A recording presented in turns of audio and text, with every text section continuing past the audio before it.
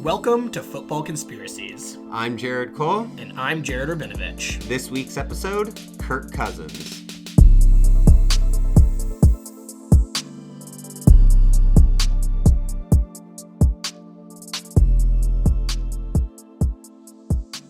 You got some banter for us up the top? Well, I mean, we should talk about the Simpsons game because, watching, Bart throw a dime to Lisa Simpson to end my fantasy season was really, Is that what actually happened to you? No, that's just some tweet I saw. Oh. But it seriously could have happened because Jamar Chase had the most insane night. That's true. And he put up 40 fantasy points. It was an insane game. It was a crazy concept, and I cannot imagine that it achieved its goal in any way. There's no kids that were out there who were like, now that I've seen Homer throw that touchdown, love the NFL. I think Toy Story was a step in the right direction. Agreed. And Simpsons was a step backwards. That being said, for our purposes, for adult entertainment purposes, Simpson game was beautiful. Yeah. Bring it back, bring more cartoon shows in. I don't care. Just bring some superheroes. I don't even know. They've got this figured out. They have it on lock. Keep going down this road. So for the actual content of today's episode, we are going to be speaking about Kirk Cousins. So, J. Cole, I want to gauge your initial reaction about a Kirk Cousins episode. Well, I mean, I brought up Kirk Cousins earlier, and it was about his performance of play, but I doubt it's about his performance of play this time. You're right. It's definitely not entirely about his performance of play, but I think some people who are listening to this might find it odd that Kirk Cousins would be covered in an episode of this podcast. After all, last time we had an episode of this nature, we were speaking about Ben Roethlisberger. Anyone who's familiar with the two of them, and I'm sure you can attest, can confirm that these two players hold almost no similarities other than the fact that they're NFL quarterbacks. Yeah, exactly. They share a position, and as people, they cannot be more dissimilar. Yeah, no. So for that reason, this episode is not going to be like Roethlisberger's in any way, shape, or form.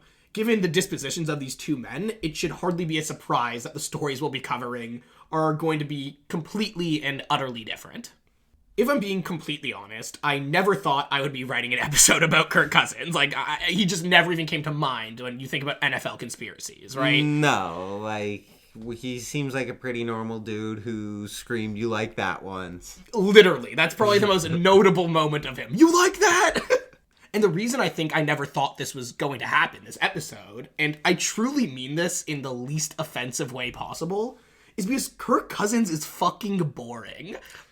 Yeah, in a conspiratorial sense, I'm sure he's just average white guy boring. And I think beyond a conspiratorial sense, he's just average white guy boring. That's just who he is as a person. Yeah, wasn't there a big thing last year about the khakis and about how when he signed his massive deal with Atlanta, he can now buy more khakis? Yep, pretty much. He's just the most basic guy you could think of, He's the God-fearing Christian man who plays football. And on this topic of Kirk Cousins' personality, I just want to share a quick anecdote. Recently, I sat down to watch the Quarterbacks show on Netflix. J. Cole, you familiar with this one? Yep. I don't know if you watched it. No.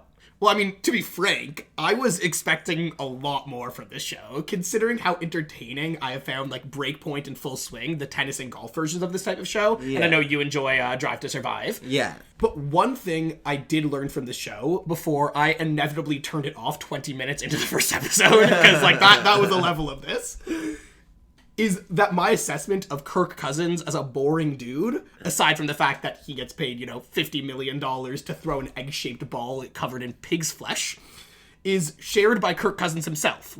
He thinks that about himself too. He characterizes himself as just a normal dude in one of the first scenes he's in. Yeah, he really just seems to fancy himself as this normal guy who has a cool job. Which I totally respect. I mean, you have hundreds of NFL players. Some of them are gonna just be normal dudes. Yeah. And it just so happens to be Kirk Cousins, apparently. I just think, in my head, there's a storyline that, you get this much fame, you get this much notoriety, you get paid this much money, people love you, you're the hero of this city, especially as a quarterback. Yeah. And you kind of go crazy, right? But no, Kirk Cousins avoided all of that. And, good for him. Until? Not until. I mean, one thing I just want to say before we really get into the meat and potatoes is that in another life, like, just to describe this man, in another life, Kirk Cousins would be the type of guy to knock on your door and ask if you're open to the teachings of the Church of the Latter-day Saints. Like, that is who he is. All right, now I'm officially satisfied with my build up to this episode, so let's get right into it. Part 1, Kirk Cousins' List of Conspiracies. I know, intriguing name, right? Yeah, I mean, you're giving me the eyes. Is it he's in a list of conspiracies, or he has a list? I'm waiting. It's somewhere in between. Before I can get into the story, I have something to admit to the audience, and for that matter, to you, J. Cole. I think throughout the course of this podcast, every person listening has come to view me as the intelligent, charming, well-prepared, good-looking hunk that I am.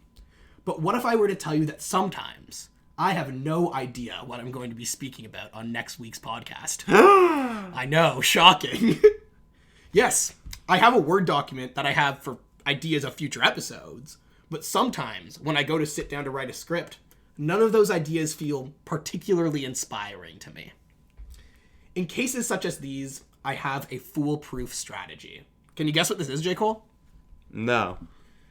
What I do, and please don't tell any of the, don't tell the secret sauce to any aspiring podcasters out there.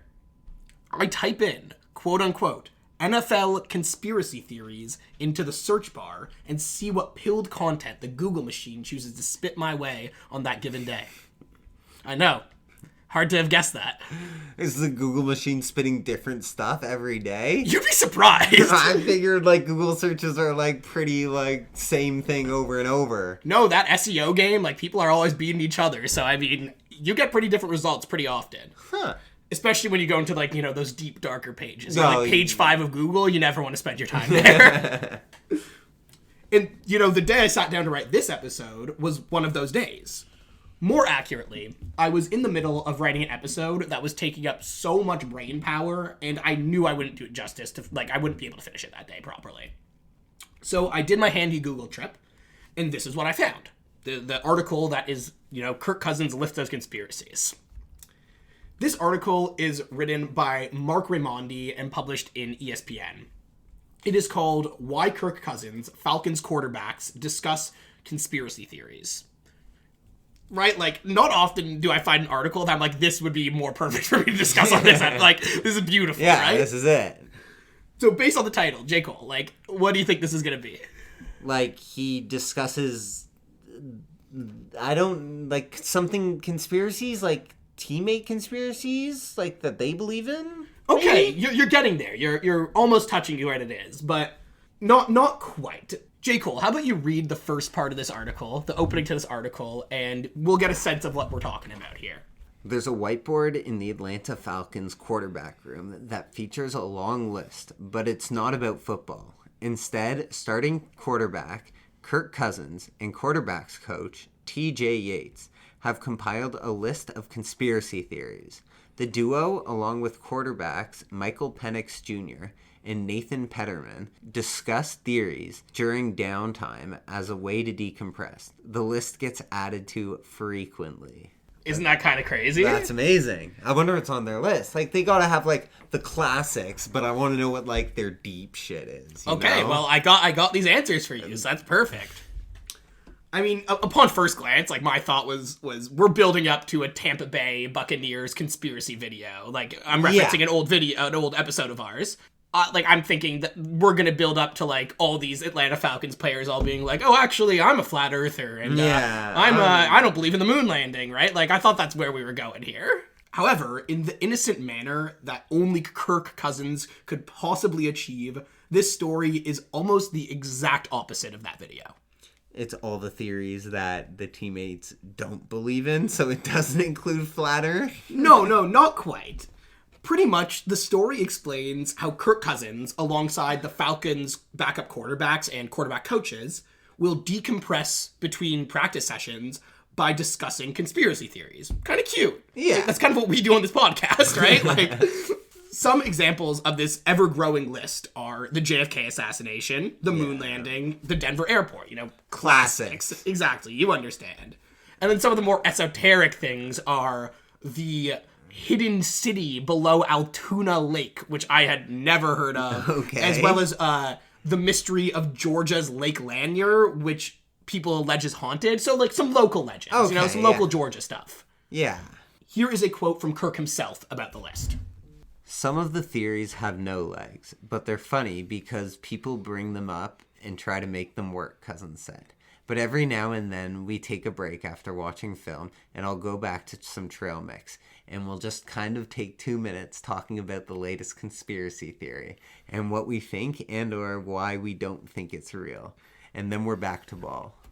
Kind of super cute. Yeah, I mean, that's a good way to decompress. Yeah, I would say so too. Just chat shit about random ass stuff, you know? Exactly. Like, it's literally just hanging with the boys. Yeah. We've all done that. Like, every single person listening to this podcast has 100% been sitting around with their friends and shot the shit about some conspiracy theories. Oh, well, yeah, of course. I mean... Why would you be here otherwise? Right? Show. What brought you here otherwise? Please tell me.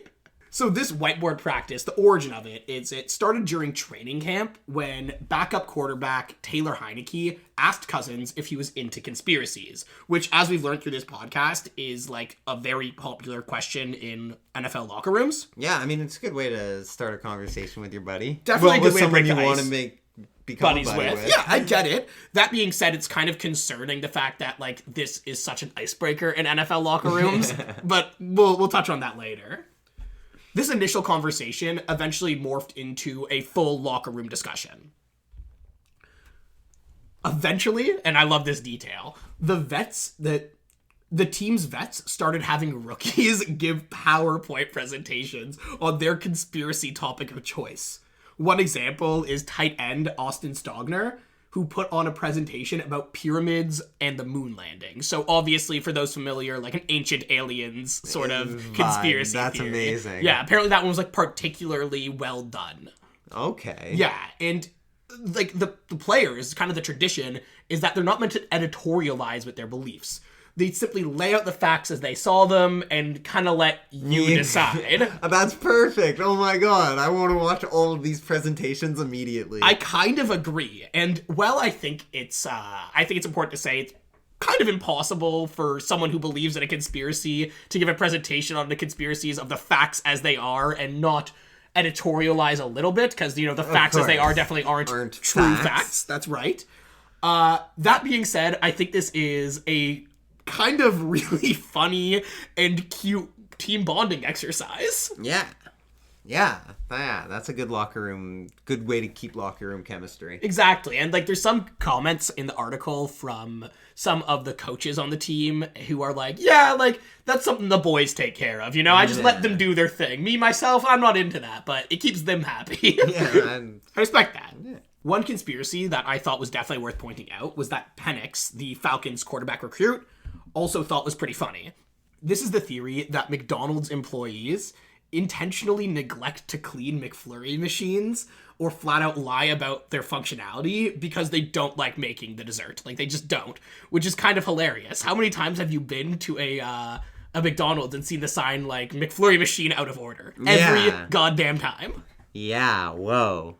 Yeah. That's a good conspiracy. Exactly. I also, I saw a thing that was like kind of similar conspiracy-wise with the machines. It was the company who makes the ice cream machines has like a sole contract with McDonald's, and so they made the machines really complicated on purpose so that they would break often, so that McDonald's would have to keep buying parts and paying them for service and upkeep so that they wouldn't go like out of a business, and they have like this perfect revenue scheme. Bro, call up Penix Jr. He's got to hear this fold in the story. Yeah, just letting you know that's the conspiracy behind the McDonald's machines as I know them. Bro, honestly, the Falcons got to listen to this episode. They're going to eat this shit up. While we're on the topic of Penix, there is a quote from him that I thought, we're talking about Kirk Cousins, but I thought this was definitely relevant enough to bring up, just especially considering the nature of this story we're speaking about. I'm not going to say I don't believe in conspiracy theories, but I just don't fall too deep into that rabbit hole. Like, famous last words. Bro, I swear I'm not that deep into the rabbit hole. Yeah, literally. I'm literally at the bottom. Yeah, for real, like waving at me from the bottom. That being said, the way I look at this is kind of like the opposite of what Aaron Rodgers has the tendency of turning locker rooms into. Like, Aaron Rodgers walks in, like, Aaron Rodgers enters a locker room, and like a year or two later when he's done with that team, all of a sudden every single one of them is like, yes, there was a shooter in the grassy knoll. Right? Like, that being said, here it seems like, there's some skepticism still alive. I kind of like that. All that being said, I do think, and I want to stress this, that this contributes to the mass proliferation of conspiratorial beliefs among NFL players. Locker rooms breed this sort of practice, and from an external perspective, it makes me nervous that this is simply pushing players further down that rabbit hole. Often what starts as curiosity turns into paranoia. Yeah? That's been my observation, especially with seeing some of my friends fall down these rabbit holes, right? Yeah. The article ends with a quote where he says this. I try to kind of like ask guys what they think, and then you can kind of get a feel for who the guys are in the locker room a little more. If they kind of lean that way, Cousins said with a laugh. So I actually don't lean that way. But the more we talk about it, the more they're like pulling me over to being paranoid. So I don't really know that I like this. Makes sense. Like, why are you trying to scare me, bro? It's just a joke. Exactly. And I think that attests to, maybe the quarterbacks when they started this little bubble where it was just the quarterbacks and the quarterback coaches. Yeah. This was kind of just a fun time where they had this list that was ever growing, and they'd have a fun time like, right, we have 10 minutes off right now. What do you think about... They said 2 minutes we discuss, and then it's back to ball. Exactly, yeah. Like, what do you think of the moon landing conspiracy? Oh, that one's bullshit. Oh, wait, actually, I think that's a little sketchy. And then they move back on, Yeah. They're not really trying to convince each other. They're just having, like, friendly conversation. Sounds like, yeah. And then you get the rest of the locker room involved. And then you get the rookies giving PowerPoint presentations. And then you have Kirk Cousins himself being like, maybe I'm a little more paranoid than I used to be. And I think this is actually... what started as like this kind of funny, adorable story has turned into maybe like a breeding mill of conspiracy theorists. And that kind of scares me. I'm not going to lie. Kirk Cousins pilled himself. Literally. That's actually a great point. That's wild. But I mean, it's just, I guess the locker room took it its own way. Like it 100%. Started off so nicely, so genuine. This is just locker room culture. Yeah. Also, I mean, like, on this topic, I gotta know, like, they're the Falcons. What do they think of the birds are fake conspiracy theory? But that's not a conspiracy. That's true. Well, yeah, obviously, birds are fake. Yes. Yeah, we know this. Yes, we've gone over this. I actually have a shirt that it says, like, it's like a fake conspiracy theory. I think everyone who listens to this podcast is gonna be like, of course you own that fucking shirt. It's a shirt that says, like, the sea isn't real, fish are fake, surfers are all government spies. Like, has, like, fake websites on it. Like, the sea isn't real.com. It's great. I love that shirt. Now we'll be moving on to part 2, the Kirk Cousins curse. J. Cole's eyes just perked. I knew they would. Like, I thinking back, I was like, what could he possibly talk about Kirk Cousins in this episode? And now I remember why Kirk Cousins was so famous in Minnesota. Yeah, this is a good one. And I will say, though, in Minnesota, he was like the most average quarterback ever. Like, he could win you games and he would lose you games, but like... Oh, absolutely. Like, you would come away with a winning record, but you wouldn't like how you got there, sort of. Yeah, I actually read an article in the process of doing research for this that called Kirk Cousins like the measuring stick of a quarterback. Yeah. Like, if you can beat Kirk Cousins, you're a good quarterback. And if you're worse, you're probably not very good. He's like the most average quarterback there is. Yeah. Well, at least was. Was, yeah. I mean... So, J. Cole, you've heard of this one. Yes, I have. But okay. I'm going to let you... Yeah, of course. And I'm so glad this one came up when I was doing research, because truly no episode of Football Conspiracies is complete without a discussion of a curse. Yeah, I mean, they're all real, so... I mean, yeah, me and you clearly have a difference on that, but we'll see about this one. So this theory seems to have originated on Reddit from user u/Krazakat. This person's original post about the curse is pretty bare bones, but here's what it lays out. The hypothesis of the theory is that, and now I'm quoting, No team that's lost in a season to a team quarterbacked by Kirk Cousins has reached the Super Bowl. Pretty interesting hypothesis. No teams that lost in a season to a team quarterbacked by Kirk Cousins has reached the Super Bowl. So if you lose to a Kirk Cousins quarterback team During the regular season, you don't win the Super Bowl. you don't make it to the Super Bowl. You don't make it to the Super Bowl. That is right. And, this is a pretty provable or non-provable thing, right? Yeah. We could just do the math. Yeah, you look at records and so on. Exactly. This actually isn't the curse I thought you were talking about. So I'll get Okay, into so that yeah, later. you have to bring this up after. But for the rest of this segment, and I'm lucky that someone else did this work for me already, I will mostly be referencing an article about the curse written by Jonathan Harrison on Sports Illustrated. Because, like I said, the original Reddit post leaves a lot to be desired. In the article, there's a list showing all the teams Kirk Cousins has defeated in a given season, and next to those things, who went on to reach the Super Bowl that year. This list spans the years from 2012 to 2023, and in all these years, despite having beaten many Super Bowl caliber teams, none of the teams that lost to Kirk in the regular season made it to the championship game. So, J. Cole, what do you think of this one so far? I think this is a pretty good one. It makes sense. And also, good for whoever figured this one out. Yeah, I mean, it takes some time. You gotta have a little bit of time on your hands to go through all these games and all these stats and all this. But, I mean, good for him. Exactly, Yeah. just noticing it in the first place. That's pretty cool. Yeah. You think he noticed it for a couple seasons and was like, that's a little weird. Actually did the work. So, obviously, because this article came out during the 2022 to 2023 season, I had to see if the Kirk curse held up last season. Of course. And? Last year's Super Bowl saw the Kansas City Chiefs face off against the San Francisco 49ers. Luckily, for the purposes of this theory, Kirk played both teams during the course of last season. Okay. In week 5, Kirk and the Vikings lost 27-20 to the Chiefs. Okay. So the Chiefs can make it to the Super Bowl. Yeah. A couple games later, in week 7, Kirk defeated the 49ers 22-17. Unfortunately, and I hate to be the bearer of bad news, the 49ers making it to last year's Super Bowl did indeed bring an official end to the Kirk curse. So me mishearing you was actually the true curse rather than whatever you brought us. This Reddit guy was wrong. He just a couple of misstrokes on the keyboard.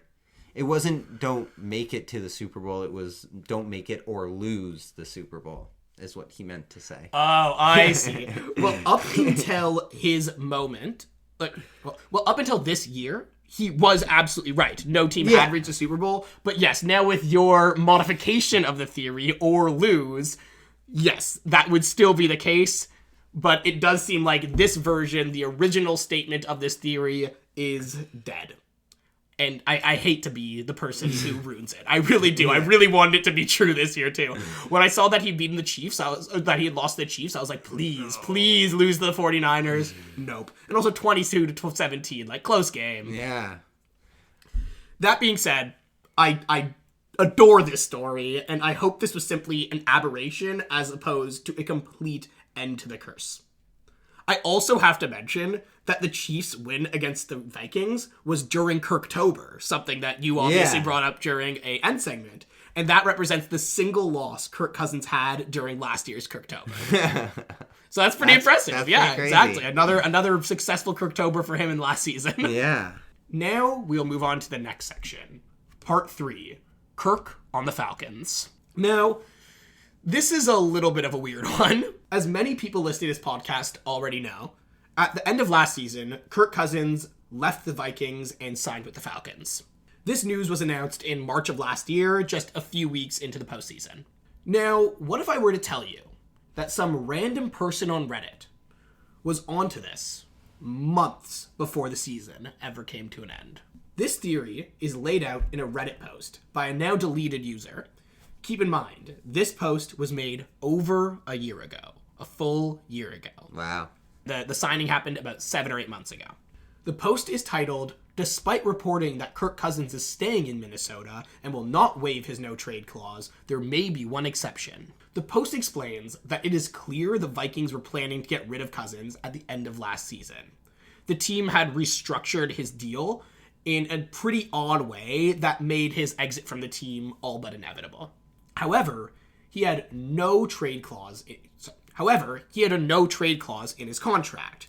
This would obviously make it very difficult to get rid of him. Yeah, he would have to give his permission, basically. Or they would have to buy out his contract. That's way too much money. Way too much money, especially considering Kirk Cousins is notorious for having way too large contracts. Way too big.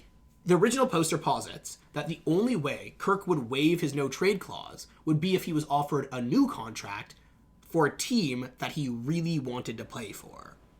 And according to the original poster, and I think this is a true assumption, there was very, very few teams, possibly only one, that fit that bill, the Atlanta Falcons.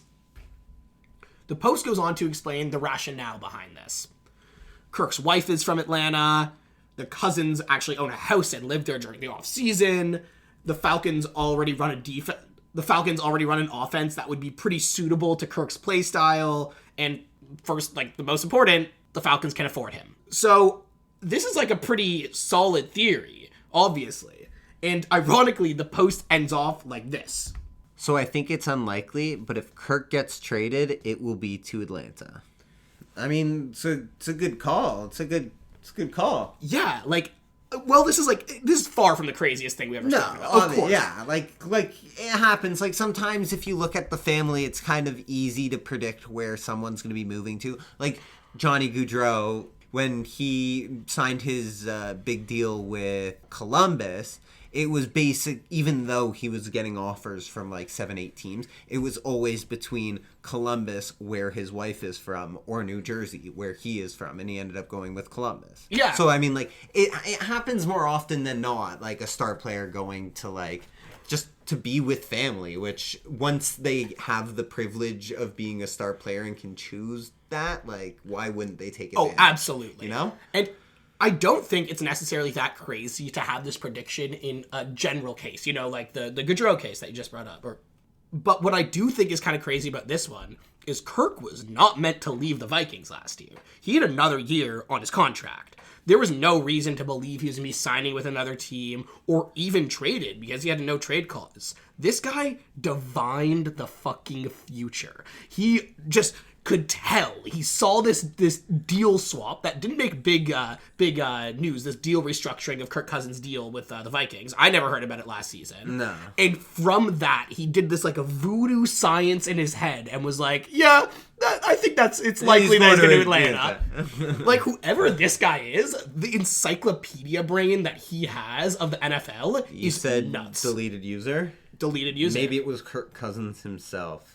He was trying to start some online rumors so that Minnesota would, the front office would be like, oh, maybe Atlanta would be a good place to send him. Maybe we can see if we can do something about that. Literally the last thing I can imagine is Kirk Cousins, coming home from church on a Sunday and getting on the computer and being like, oh, what if they traded Kirk Cousins? That would be unfucking hinged. That would actually be the craziest thing he's ever done in his life, which is a low bar. Yeah. Yeah, so I think it's pretty shocking that some random Reddit user was able to so keenly look into the mind of the Vikings, the Falcons, and Kirk Cousins. But I don't know. Do you think this was some wild guess or some insider info, or was it Kirk Cousins himself? You right? already know what I believe. Yeah, I guess you're right. It was Kirk. In my examples of options I wrote in my script for what this could be, I could say confidently I did not think that it might have been Kirk Cousins. So well, you're just not thinking hard enough. You have a way more pilled brain than I do, though. So what do you expect? I do the research, you make them up. Now we're going to be moving on to part 4, which is, ironically, Kirk's primetime record. I just think that this is a very good story. Yeah, it's crazy numbers. There's not that much to say about it, but we do need to look into this because it's something that's spoken about a lot when you talk about Kirk Cousins, curses, conspiracies, that sort of thing. It was what he was known for 5 years. Yeah, and this specifically holds, I don't know if you know this, when he's playing at night. Yes. Right? Yes. Not just like a Saturday day game or like Thanksgiving games. It's specifically when he's playing at Monday night. night, Sunday night, Exactly. Thursday night. So after this theory really began in earnest that after a 24-7 loss to the Eagles in 2022, which was a Monday night game, fans took to Twitter and began complaining about Kirk's overall performance in primetime games. People were throwing around all sorts of theories as to why this may be the case, but to me at least, and there's one post that seemed to gain the most recognition. It's because it messes with the routine. He's used to an afternoon game, so his routine is for an afternoon rather than the night. I think that's a totally fair assumption, but this guy brought up something that's kind of interesting. This comes from Twitter user @BrettColeman. It's late enough now that I can post my conspiracy theory that Kirk Cousins has astigmatism, so he can't see for shit at night when the field is lit up by bright lights. I don't know. Personally, I thought this was a pretty interesting explanation. Like, why specifically? I agree. It's probably a routine thing, like a lot of these players, and probably similar to why Josh Allen is good at night. He just happens to have a routine that benefits him at night. Yeah. But I thought that was kind of interesting. The fact that, like, maybe the shining bright lights are affecting him in his night games. I don't know. I don't know how prevalent it is. Like, I feel like that, like, really hampers your ability to play football. Like, well, not just at night games, like... I can confirm that when I did watch those 20 minutes of the quarterback series on Netflix, when he was at home, he was wearing glasses. Huh. And he obviously doesn't on the field. He might be wearing contacts for all I know, but... Yeah, but... I'd never seen him with glasses before. Huh. Yeah, I thought it was interesting. But, you know, after further investigation, I found only one problem with his explanation. Kirk Cousins' primetime record isn't that fucking bad. I don't understand what this whole freakout is. It's just not... It's not... What do you mean it's not that bad? Okay. In primetime games, over the course of his career, Cousins has gone 12-20, which is not good, obviously. But it's not like curse level. Like, he's never been the best quarterback of all time. He's probably won about 50% of his games throughout his career. So yeah, he has like a 35% win rate on primetime games, but it's not that bad. He holds a non-primetime record of 69, 45, and 2. Okay. So like he is like considerably worse when it comes to primetime. Yeah, like, I mean, I understand it's not great, and it's, like, certainly below his average performance, but I think this seems like a wild leap to start theorizing about, like, terrible primetime record based on this. Yes, it's obviously not, like, prime choke, but, like, when you only go 3 for 10 on Monday night games, like, people are gonna start noticing you. That is what I was gonna say. Like if you're in the prime time and you're losing big games, then people are gonna talk about them. 100%. It's because it's the prime time. That's why it's so noticeable. But I think the Monday night games is what's interesting. That's where I think the curse really comes in. Because on Monday night games, he's 3 considerably and 10. worse That's terrible. than on Thursday night. If you take away the Monday nights from the overall stat, he's 9-10 in primetime games, which isn't good, but like that's not that far off from like just being an average quarterback, which he is. Yeah. So like I don't know, like I just don't think it's that crazy overall, like without Monday night games, but Monday night games specifically, like yeah, you're dog shit, bud. Get it together, man. You cannot play on Monday. I know what I'm. He's too tired from praying the day before. So the last anecdote I want to bring up is something that I could not have done a Kirk Cousins episode on without touching on. Like, this is just like an interesting Kirk Cousins anecdote that must be told. This is the saga of Cousins during the COVID season. During the COVID season, Cousins, alongside many other NFL players, refused to get a vaccination. Actually, interestingly enough, the Vikings were the NFL team with the worst vaccination rates in the entire league, with approximately 70% of players opting to get vaccinated. So approximately 30% of players were unvaccinated, which doesn't seem that crazy compared to like the overall population. Definitely lower rates. Yeah. That being said, like you are an NFL player whose entire livelihood and salary is based on getting this COVID vaccination and getting to the game, and they still didn't do it. It's crazy. I mean, I don't know what to say. Yeah, exactly. Like, everyone can have their own personal beliefs. I have no issue with that at all. I just think it's a little wild. That's where I'm going to leave that at. But What this story is about, though, is definitely not about the fact that Cousins did not get vaccinated. After all, like, there are plenty of players who we've spoken about who have not been vaccinated, and I've never mentioned it about them. It's just not relevant. Yeah. The reason it's notable for Kirk is because of his attempts to get back in the locker room without first getting the jab. This story is told through one single tweet, coming from ESPN reporter Kevin Seifert. Cousins said he has thought about surrounding himself with plexiglass in the QB room. He was asked why he would go to such lengths when a vaccine would be far more effective and efficient. He said the decision is personal and private. That's just fucking unhinged. Like, I don't know what else to say. Plexiglass in the QB room because he just... Yeah, I mean, if you want to be there so bad, just take the shot. Yeah.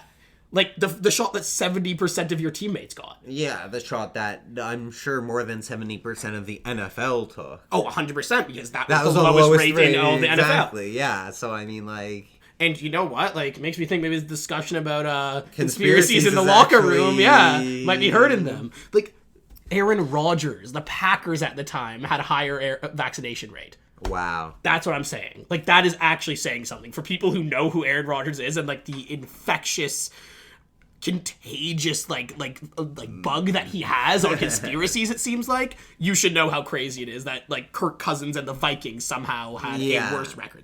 So like, regardless of your stance on the COVID vaccination, I just think this is a hilarious suggestion for a workaround. Like imagine that. Imagine you're a quarterback coach or something like that. You go to work one day and there's like a full like plexiglass, like half of the hallway and like half of the QB room. It reminds me of in Project Hail Mary, the book, when the alien and like when they have to like separate the spaces. Yeah, because they have different atmospheres. It's literally exactly what I'm picturing in the hallways of the Minnesota executive office. Honestly, it just reminds me of like those videos you'd see back during the COVID days of like people splitting their houses like completely in half, so like their like son can come home from college for Thanksgiving weekend. Oh, yeah. Like that sort of thing, where they like split the staircase completely in half, and they would like, you know, have like a clear sheet between the dining rooms so they could like have dinner together. Which, like, I understand that. That's like you trying to connect with your family after having been like torn apart with them and this like traumatic experience for the entire world.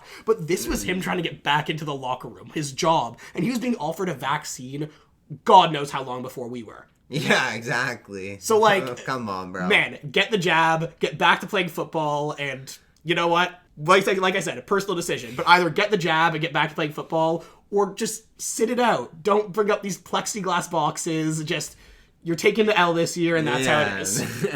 So... I just want to end this off with this anecdote by saying this is likely the most rebellious Kirk Cousins has ever been his entire life. Like this is it. Refusing to get the vaccine. That is the height of Kirk Cousins' rebellion. And if that doesn't explain this whole episode, I don't know what does.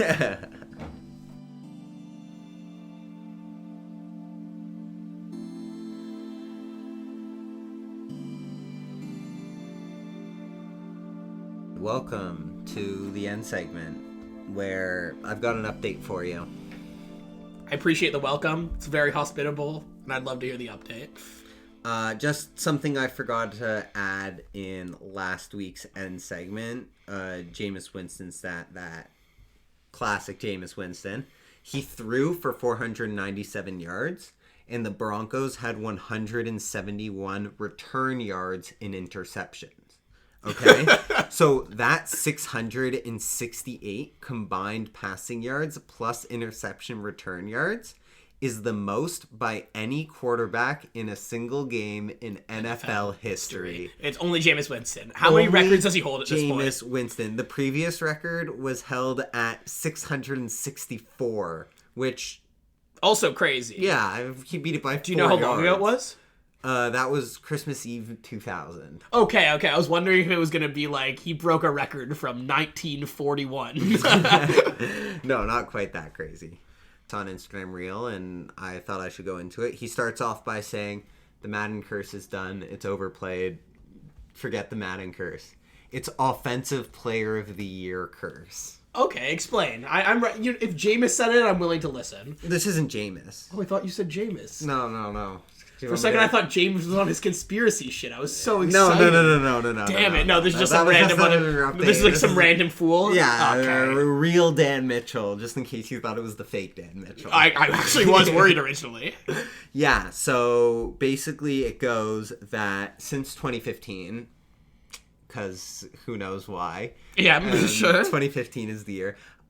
Since then, who's ever won Offensive Player of the Year, their next year has been brutal. Okay, so we got to discuss. So we got to go all the way back to 2015 when we have none other than Cam Newton for the Carolina Panthers. Well, yeah, I mean, we're off to a good start. In 2015, he was 15-1-0. Incredible. Okay? Incredible. The next season, 6-8-0. That's a significant drop-off. Yeah, he only had a record above 500 once since his win in 2015, and he played for 6 more seasons. Okay, so I mean, curse confirmed. And also, I see you're on Pro Football Reference. I just need to mention super quickly about Pro Football Reference. Earlier, when I was doing research for the Kirk Cousins episode, I was looking at the results of one of his seasons and realized it shows you the age of the players, and you don't have it here, but it was breaking down the age to the 3rd decimal point. So for every game, it was like, Kirk Cousins is 32.047, and then the next game, it was like, Kirk Cousins is 32.6061. It was hilarious. It's awesome. Yeah, so Cam Newton, 2015, shit. Well, after 2015. After 2015. Shit. All right. 2016, Matt Ryan. Really? Yeah, so, I mean, he kind of... Matt Ryan, the Atlanta Falcons. Like, the next year, he was okay. Like, he didn't quite have the season he had before. But, like, nothing crazy. How big was, like the difference in... Well, I mean, his number of TDs he threw went down. His interception rate went up. He threw 18 less touchdowns. Okay, like a big deal, yeah. And he threw 5 more interceptions. So, I mean, like, doesn't help with the ratios. I mean, he also just came off of an MVP. So, I mean... Makes sense. That being said... Yeah, that being said, he didn't have a year as good or anywhere close to since then. Definitely agreed. Yeah. All right, so yeah, we're living with this curse 2 years in. Yeah, next we got Todd Gurley, who won it in 2017, who he balled out. His 2018, he did rank 3rd in Offensive Player of the Year again, but in 25 and 26, dude was not it. Yeah, like significant downturns? Well, I mean, his yards per game went down, his averages went down, his longest went down, his succession went down, like his number of TDs went down, like every single stat like dropped. And that's kind of crazy after like 2 really solid years in a row. Yeah, with like, and after that, those 2 years, like he did see like similar snap count and attempts, but like didn't see the same. Yeah. Like he dropped. And then, well, I mean, he did have a short career also. Of course. In 2018, we have Patrick Mahomes. Well, that doesn't seem to exactly live up. In 2018, yeah. The next season, he missed a couple of games from an injury. Yes, that's true. Yeah, that's basically it. And then he went on to be Patrick Mahomes, so I mean, so I guess Patrick Mahomes is the first, like, success out of this whole story. Yes, but we're still at 3 out of 4 right now. Michael Thomas, who had a brutal string of injuries since then. Like, he hasn't played... He played 10 NFL games in 2023, and that's the most he's played since 2019. Yeah, he's played 20 games in the past 4 seasons. Yeah, that's like a pretty tough downturn. Feel bad for him, but... Yeah. The life of an NFL player. Derrick Henry won it in 2020, and we did see a decline in his play for that next year, but, I mean, dude balls. I mean, yeah, like, he's so good. Especially now in Baltimore, like... I was about to say, though, balls. Like, he actually... As far as Derrick Henry goes, though, he had a downturn in 2021 and then went up the next 2 years again. That was his worst. The year after he got his Offensive Player of the Year was the worst of the last 4 years. So that's kind of interesting. Yeah, and it is like a major decrease. He was also injured. He only played half as many Well, there you games. go. That's the curse right there, yeah. So it does hold up for Derrick Henry, at least for the season afterwards. You know, he definitely didn't have a downturn in career. He's still Derrick Henry, but... Next we have Cooper Kupp, who has seen a crazy string of injuries since 2021. Yes. Like, he's played 29 games. He's started 29 games. Wow, so he's missed like almost a full season worth of games. Yeah. In the past 3 years since he won the award. That's pretty crazy, yeah. Yeah, so I mean... Also definitely cursed, I would say. Like, I think just nature of being injured is a curse, regardless of how good you're playing when you're healthy. Next we have Justin Jefferson, who, after winning the award, has also faced injuries. He missed half of last season. Yeah. And he also... Well, I mean, he hasn't missed any time this season, and he fucking balls. But yeah, exactly. He's back at it. Last season he was injured, and so this season he's back at it. But he won't touch his numbers that he saw in 2022. No, he won't. But if this even just works like the Madden curse, right? The Madden curse is only meant to affect the next year, right? Yeah, you're on the cover. So if this is the same as that, we're holding up right now. Yeah. Like, as far as I'm concerned, the only player that doesn't hold up on this right now is Patrick Mahomes. Yeah, and then finally we have the man himself, Christian McCaffrey. And we don't even need to, for any fantasy players, we certainly don't need to get into the details of his season. Yeah, so he's only played 4 games this year, and so tough. He won't be playing anymore. Yeah, after having like what was maybe the greatest season, like one of the greatest single player seasons of all time last year. Yeah, I loved him. He won me a fantasy football championship. Well, he got me to the playoffs. Exactly. But it's still, like, crazy to see such a downturn of, like, such an incredible performer last year. Yeah, I mean, that's what happens when you have injuries in both of your ankles. Yeah, seriously. Like, you're kind of cursed at that point. Yeah, so that's kind of interesting. Like, Patrick Mahomes is the only exception. And now I feel like we sound like fucking, like, Tony Romo announcing. Like, we're like, oh, Patrick Mahomes, that's very Patrick Mahomesy of him. But, like, for real, he is, like, today's best player. Yeah, but I mean, it also kind of, like, the injuries... Like, everything kind of makes sense when you think about it. Because, like, you exert yourself, yeah. You're exerting yourself trying to reach these new offensive heights for the season. So maybe next season you're a little injured. Or, hear me out, you don't play the same as when you played off your fucking ass. Like, Matt Ryan winning fucking MVP, winning Offensive Player of the Year. Yeah, it only happened once. Exactly. Because it's only ever going to happen once. Yeah, like, is Saquon Barkley going to be this good next season? I hope, but who knows? Yeah, exactly. He's just having a baller season, and, like, even great players have better seasons sometimes. Exactly.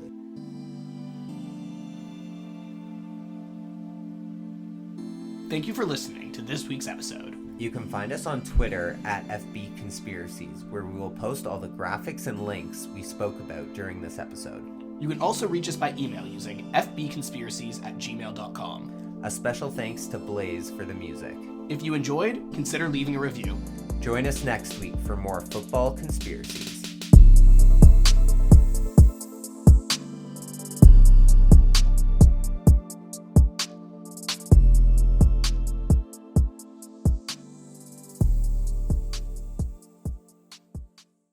Exactly. Yeah. So. Were you holding space for Defying Gravity when you're watching? I actually did. You did? Yeah, when she hit that note at the end. No, obviously not. You didn't start crying, breaking down? I'm the last person to have cried breaking down from that movie. I think I'm the only person on Earth who, like, didn't like the plot. It didn't even touch you? No, not even a little bit. Well, I'll have to let you know when I see it.